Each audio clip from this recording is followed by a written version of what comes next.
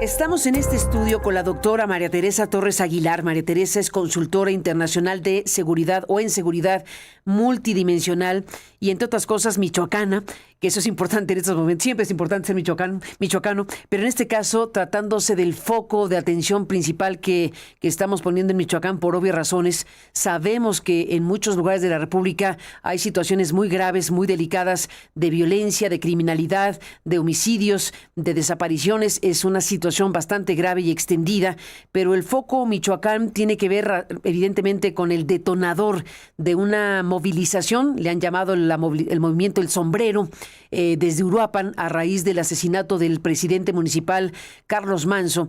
Y también, desde luego, el asesinato del líder citícola de Apatzingán, Bernardo Bravo, y otros líderes y personas empresariales y personas dedicadas a diferentes cuestiones que o denunciaron o se negaron a pagar la extorsión y han sido asesinados. Es una circunstancia ya inadmisible. Es una situación es una situación que nos obliga a detenernos para analizar lo que ha sucedido al paso del tiempo y desde la perspectiva multidimensional que es la herramienta principal de análisis que tiene María Teresa. Vamos a hablar con ella esta mañana. Doctora, bienvenida y gracias por estar aquí. Carmen, muchas gracias por el espacio. Creo que es importante narrar los muchos michoacanes que existen y sobre todo recordar el contexto. Las tragedias que estamos viviendo que ahora son públicas, el caso específico de Carlos Manzo, que fue un detonador, porque fue un asesinato transmitido en vivo, eso fue terrorismo, en el lugar donde inició el terrorismo en el 2006. ¿Terrorismo le llamas? Claro, tal cual, es terrorismo. Creo que... ¿Tipificado como tal? Yo creo que lo es. ¿Es abogada? No soy abogada, soy internacionalista. Pero creo que sí es importante poder poner en palabras que es la gran revolución que debemos de tener en este momento.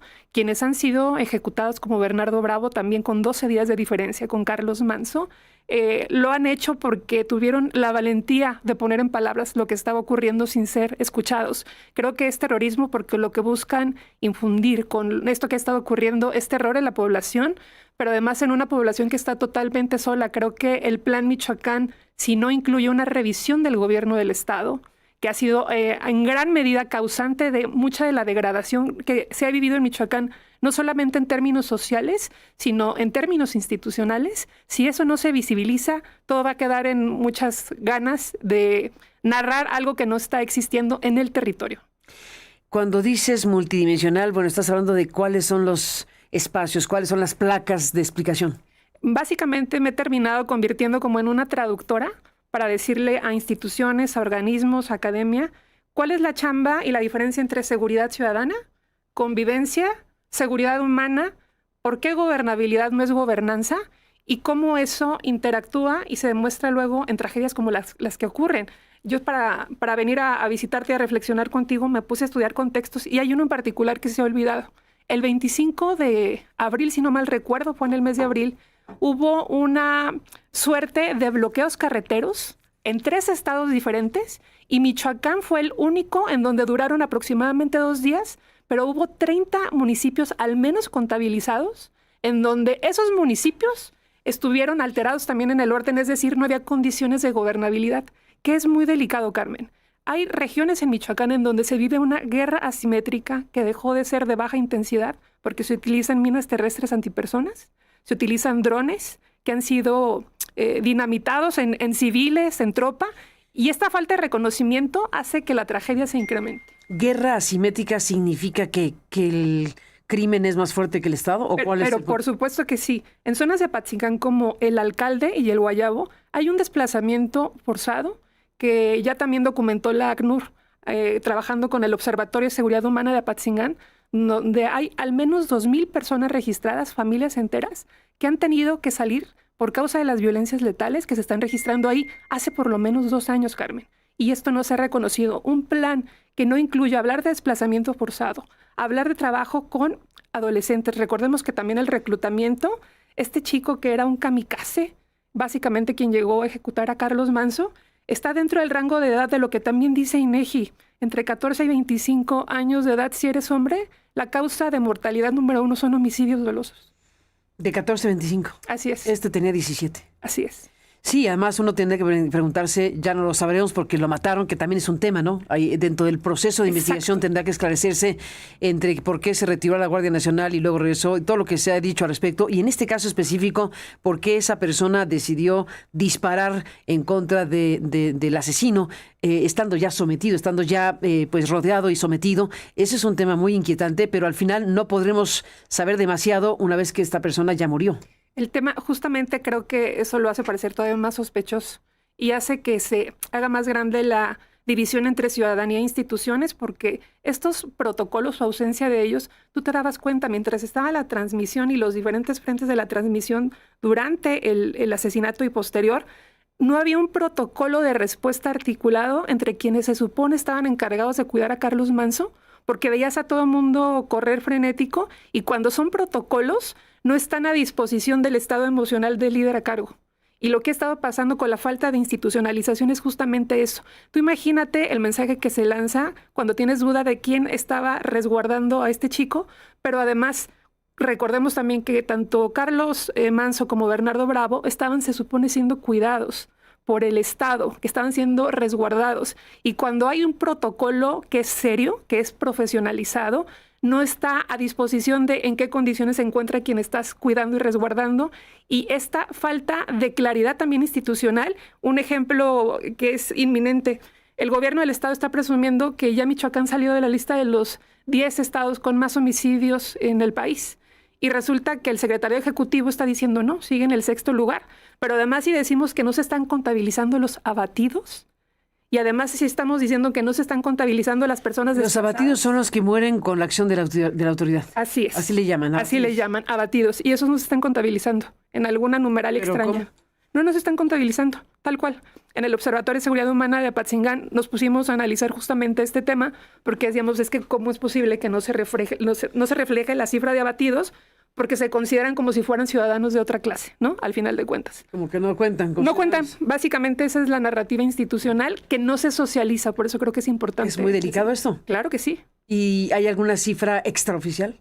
No hay manera. No hay manera de tener una cifra extraoficial. Nos empezamos a dar cuenta porque cuando inician a contabilizar las cifras no cuadraban entre la narrativa de la comunidad y la narrativa oficial. Y esto tiene que ver también con que hay una distancia entre la narrativa del Estado y la narrativa federal. Es decir, si no tienes una numeralia que esté reflejando la realidad no funciona. Creo que a nombre de combatir las causas, se les ha olvidado que quien está causando toda esta degradación también es el Estado. Ni más ni menos, pues estamos en esto. El Estado lanzó, bueno, el gobierno lanzó el Plan Michoacán. Ya han criticado muchísimo el Plan Michoacán porque la cifra que se da como una nueva, da la idea de que es una nueva inversión millonaria para Michoacán, pues ya estaba presupuestada. Ya estaba presupuestada y entonces aquí el tema es cuál es la novedad. ¿Qué opinión te merece esto que se planteó por parte del gobierno? Yo creo que ha estado generándose desde la Federación y también del Estado, pero más ahora de la Federación, una narrativa en donde están como tratando de patear el bote, si me permites la expresión. Están tratando de alargar para que se desgaste lo que ellos ven ahora como un movimiento que yo creo que no tiene precedentes y que pensaban que no iba a consolidarse y sí lo ha estado haciendo. Que esta narrativa de un nuevo plan que además no presentas en Michoacán, que lo presentas en Palacio y lo presentas sin michoacanos, ya de entrada eso ya es gravísimo e indicativo, pero además lo que bien dices es una reorientación de recursos que ya estaban presupuestados, entiéndase lo que fuere con reorientación de recursos, porque insisto, creo que sería más valioso antes que la reorientación una revisión de los trabajos del Gabinete de Seguridad de Michoacán, que yo creo que nadie sabe dónde anda el secretario de Seguridad y no ha sido cuestionado, pero también del gobernador mismo. El secretario de Seguridad de Federación de Michoacán. De Michoacán, el de la Federación va hoy a Michoacán. Estaba en Michoacán ya el día de hoy. Ya llegó. Se esperaba que llegaran hoy funcionarios y que estuviera García Harfuch hoy en Michoacán. Pero es igual que como la reunión que hicieron con limoneros donde no hubo limoneros, ¿no? No hubo limoneros en esa reunión, así es. ¿Quiénes estuvieron? Básicamente fue el Gabinete de Seguridad del Estado en una zona militar que no sabemos si fue en Apatzingán o en Morelia. Además llegan por aire. ¿Y no hubo productores? Claro que no. ¿Y entonces? Es una simulación lo que me parece más grave de toda esta narrativa, Carmen, porque volvemos a lo mismo. Si no estás reconociendo la realidad territorial y estás diciendo que vas a combatir las causas sin un programa real, porque, ojo, los grandes ausentes de todo este proceso son las policías locales. Recordemos que Carlos Manso fue el 7º alcalde asesinado en lo que va de la administración de Bedoya. Séptimo. Así es. No, pues es muy, muy delicado todo esto y al final de cuentas lo que esperaríamos es que venga un punto de quiebre. ¿Lo ves posible? ¿Qué tendría que ocurrir? Para decirlo muy simplemente, ¿qué tiene que ocurrir para que esto se resuelva? Yo creo que entra movimientos en el gabinete en el Estado. ¿Movimientos en el gabinete. ¿Por qué dices eso? Tendría que, desde hace mucho tiempo que en Michoacán tendría que haberse llamado por lo menos a comparecer al secretario de Seguridad, al fiscal, con todas las cosas que están pasando. Pero también creo que el tema de la posición del gobernador es complicadísima. La Guardia Civil, que se supone es la policía del Estado, a donde llega genera más conflicto y más victimización y revictimización de los ciudadanos que trabajo institucional. Es decir, todo el entramado institucional del Estado de Michoacán tendría que estar en revisión para que pensáramos que esto puede ser en serio, y eso no ha ocurrido, Carmen, ni siquiera lo han mencionado. Ni siquiera lo han mencionado, pues estamos en todo esto y bueno, pues al final de cuentas hemos visto en tu revisión multidimensional el factor social debe estar ahí, la reacción social debe estar ahí en tu análisis. Hemos visto una respuesta muy potente de la población de Uruapan, de Michoacán, pero de Uruapan en particular. La manifestación del viernes pasado pues fue muy importante, esta manifestación de miles de personas. Uruapan salió a la calle. La gente salió a la calle a exigir justicia y ese es un factor muy relevante en algo que hemos aquí identificado como un posible punto de inflexión. Veremos si efectivamente lo es, pero por lo pronto la gente salió. Yo creo que eso es una novedad, pero la gente salió por el exceso de dolor y la acumulación. Uruapan salió por esto, pero también por la historia que iba cargando más de 20 años. Este tema de actos terroristas, como el que te dejen 19 cuerpos desmembrados en puentes, el que te dienten cabezas en una discoteca, el que estén pasando estas cosas, tiene una historia de dolor que yo creo que no se le puede regatear ni al pueblo de Uruapan ni al pueblo de Michoacán.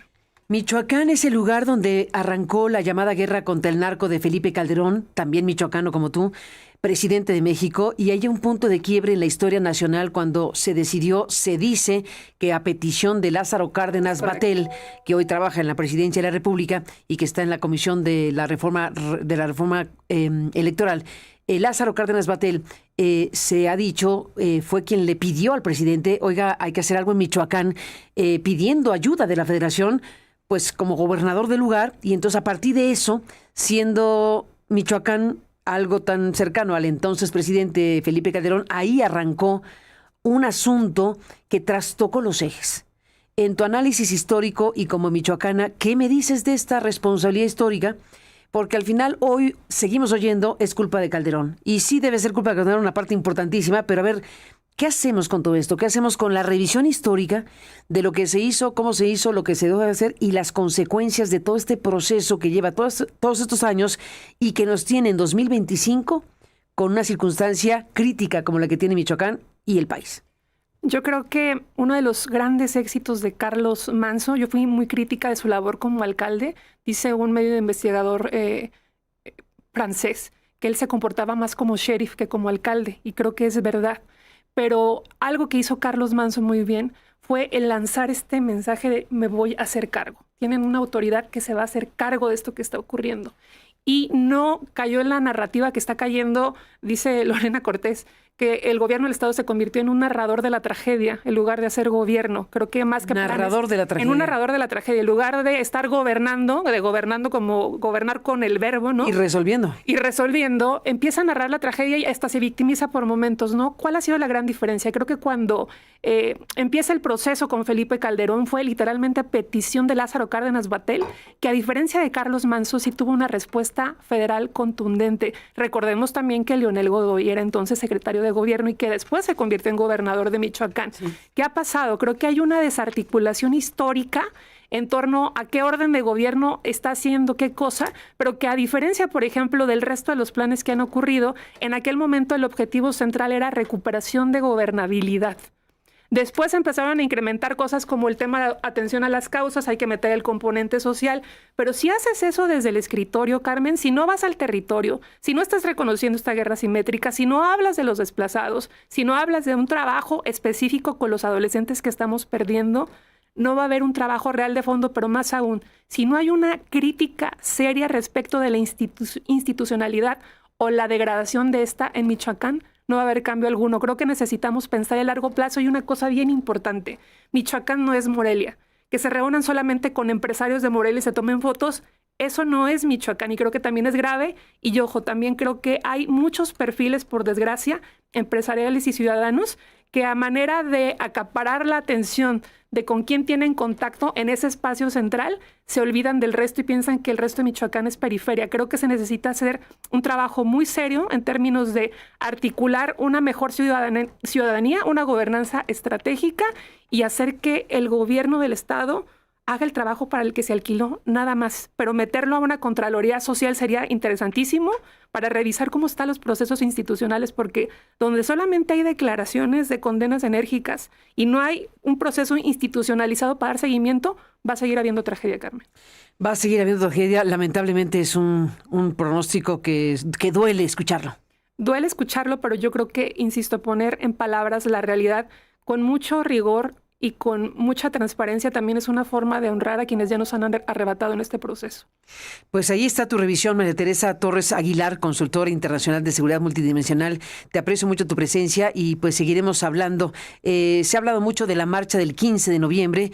¿Qué opinión te merece? Porque ya vimos, no lo he podido revisar bien porque estamos aquí al aire, pero vimos que en estos espacios que tiene la presidencia, en su conferencia matutina, tiene como secciones y cosas así, y hay una sección en donde presentaron algo en donde, pues, no sé si lo tenemos. ¿Lo podemos pasar? Mire, ¿no lo he visto? Veámoslos juntos. Están hablando de la marcha y del origen de la marcha y de qué tipo de cosa ocurre. Si quieres, doctora, enterémonos juntos con el público, tú y yo, y ahora regresamos para platicar. Desde mediados de octubre, en redes sociales y medios de comunicación se habla de la marcha de la generación Z del 15 de noviembre. Se dice que quienes convocan son las y los jóvenes nacidos entre 1997 y 2012, la generación Z, y que esta convocatoria es orgánica, surgida en redes sociales, pero es mentira. A partir de este análisis digital, se demostrará que se trata de una convocatoria inorgánica, pagada con la participación de la derecha internacional, con cuentas de redes sociales operadas desde el extranjero, generadas en el momento y con otras cuentas que apoyaron a la oposición y que participaron en las campañas de mentiras con las narcoetiquetas en 2024. También se evidenciará cómo panistas, priistas y hasta el empresario Ricardo Salinas Pliego han utilizado a la generación Z y se han, hay que decirlo, montado en esta campaña. Empecemos por el origen. El 3 de octubre, Azteca Noticias hizo un reportaje donde mencionó que las manifestaciones de la generación Z son una protesta global, lo que no corresponde con la realidad. Carlos Bello, influencer que usualmente no compartía contenido político, participó en un foro en la Cámara de Diputados y criticó al gobierno. Y aquí hay un primer punto que llama la atención: influencers que cambian de tema a partir de una comunidad que ya tenían construida. El 7 de octubre, Ricardo Salinas Pliego compartió la intervención de Carlos Bello en la Cámara de Diputados.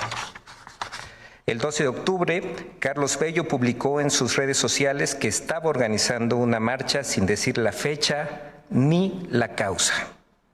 El 15 de octubre, Generación Z-MX publicó en la red social X que van a exigir cambios y colocó la imagen de la bandera de One Piece, símbolo de las protestas de la Generación Z en algunos países. Generación Z-MX en X se define como apartidista. La cuenta fue creada en 2024. ¿Realmente es apartidista esta cuenta? En agosto de 2024, esta cuenta realizó retweets a favor de Corina Machado y Edmundo González de Venezuela.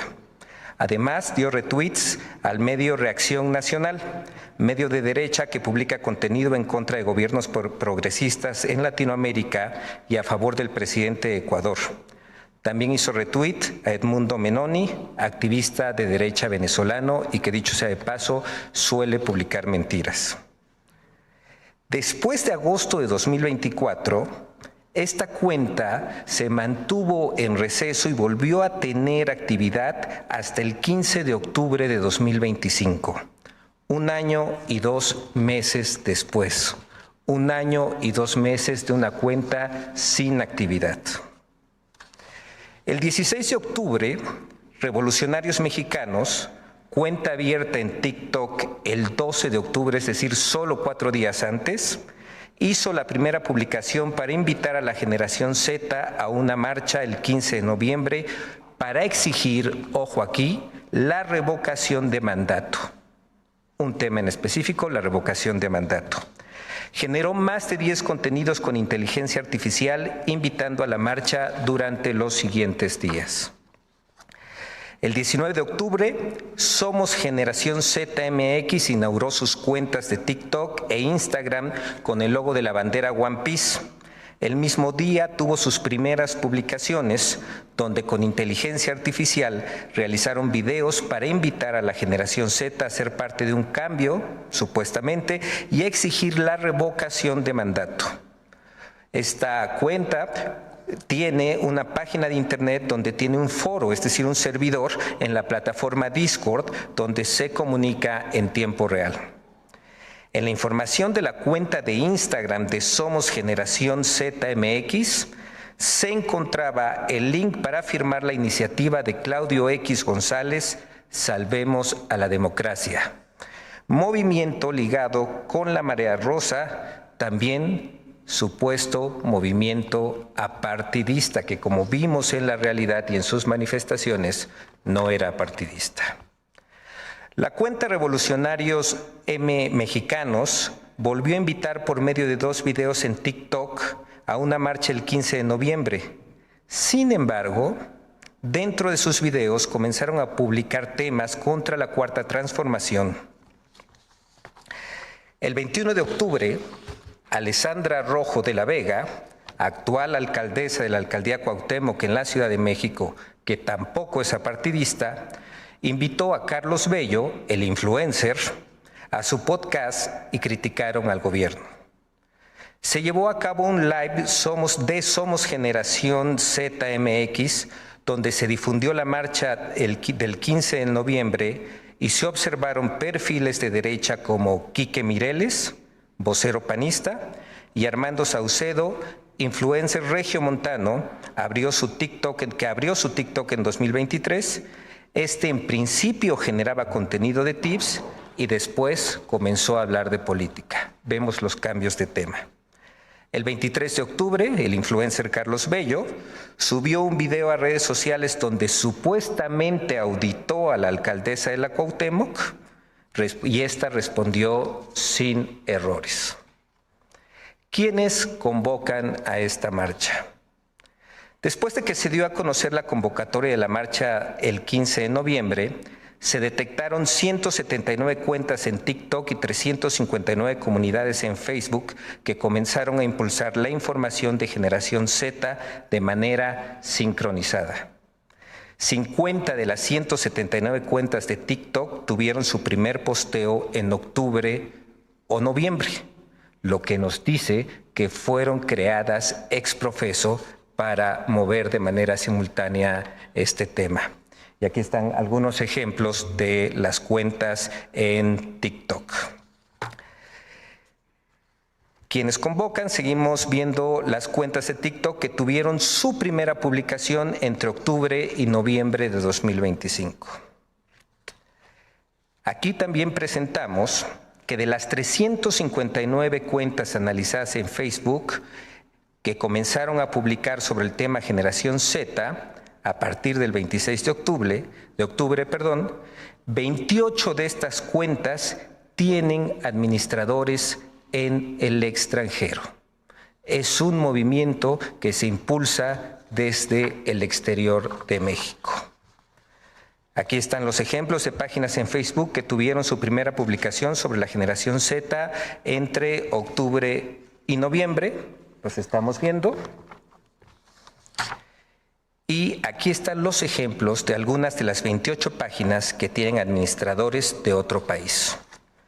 Lo que vemos es administradores de España, administradores de Bolivia, de Estados Unidos en la siguiente, ahí está, también de Bolivia, Y luego ocurrió un cambio sincronizado de tema.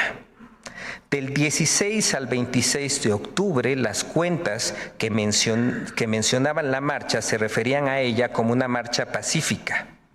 Sin embargo, del 16 al 27 de octubre comenzaron a publicar imágenes con inteligencia artificial con el Palacio de Gobierno incendiado.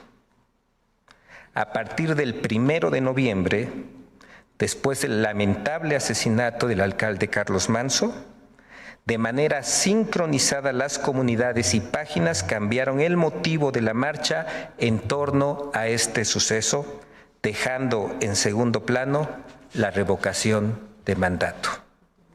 Y aquí estamos viendo cómo utilizaron este lamentable hecho para hacer uso de manera política. De nueva cuenta, utilizaron el lamentable homicidio del alcalde. Conflictos internos en torno a la generación Z. El 1 de noviembre, Iván Mero Perro, el administrador del servidor original de la red Discord y TikTok de esta generación Z, desmintió la convocatoria y negó vínculo con una cuenta de X que sigue a figuras del PAN y de la oposición. El 2 de noviembre, Iván Mero Perro subió a su Instagram personal un video de Carlos Manso. Y a partir del 3 de noviembre compartió la marcha que se registró el 8 de noviembre por la crisis de inseguridad en México, llamándola primera movilización oficial. El 10 de noviembre informó que cambiaría las redes sociales de Instagram, TikTok y X de generación Z y así se desmarcó del movimiento que ahora impulsa la marcha del 15 sociales. Bueno, esto es lo que se ha expuesto por parte del gobierno mexicano. Vaya manera de investigar cuentas, de ver si se cambia de tema, de ver quién tuitea y quién no tuitea, de un conjunto de cosas que están aquí. ¿Qué piensa usted? Le pregunto al público de este programa, ¿qué piensa usted de lo que acabamos de escuchar para hablar del origen de la convocatoria de esta marcha para el 15 de noviembre? Que bueno, hay varios convocantes al final de cuentas, pero aquí este análisis con recursos públicos. Se están utilizando recursos públicos para seguir la ruta de cómo se van identificando a los personajes o a las cuentas. Se analizaron, dice aquí el funcionario, 359 cuentas analizadas y ahí identificaron que 28 de estas cuentas tienen un administrador en el extranjero, que es un dato importante el que da. Pero bueno, ¿qué piensa usted de lo que acabamos de escuchar? Dígame su punto de vista en nuestro buzón de voz que está siempre abierto para ustedes. Y te pregunto, Tere Torres, consultora internacional de seguridad multidimensional, ¿qué te dice lo que acabamos de escuchar? Estaba haciendo como cuentas de cuánto se habló de Bernardo Bravo o de Carlos Manso en ese espacio y creo que no pasaba como de los 30 segundos. Entonces, darte cuenta de cuánto tiempo le dedican a esto me hace entender por qué de los 11 objetivos que la Federación seleccionó como prioritarios, como generadores de violencia en Apatzingán, cuando se sienta con todavía Bernardo Bravo hace un año, va ninguno capturado. Porque si toda la fuerza del Estado está en esta narrativa para que no veas la otra, ¿no? Para que no mides la realidad, para mí es una suerte como de gaslighting institucional, ¿no? Te hago el daño y te acuso de que reaccionas al daño, pero además le busco una explicación rarísima y dejo de poner la pila, la energía institucional en donde tendrían que estar atendiéndose las cosas graves. Pues ahí está esta exposición que acabamos de compartir con ustedes. La oímos en tiempo real junto con ustedes para saber lo que están diciendo sobre la marcha de, que quién convoca y quién está detrás de quien convoca a esta marcha del 15 de noviembre. Y bueno, veremos qué pasa, veremos qué tipo de circunstancias se da. Y aquí está el gobierno federal utilizando los recursos públicos precisamente para exponer lo que usted acaba de escuchar. Dígame usted qué piensa y por lo pronto, Tere, gracias por estar aquí esta mañana. Muchas gracias, Carmen. Un abrazo hasta mi tierra. Seguiremos hablando. Un abrazo hasta tu tierra, a Michoacán. Un abrazo para Michoacán. Y bueno, seguiremos con todo esto, desde luego. Gracias por estar aquí.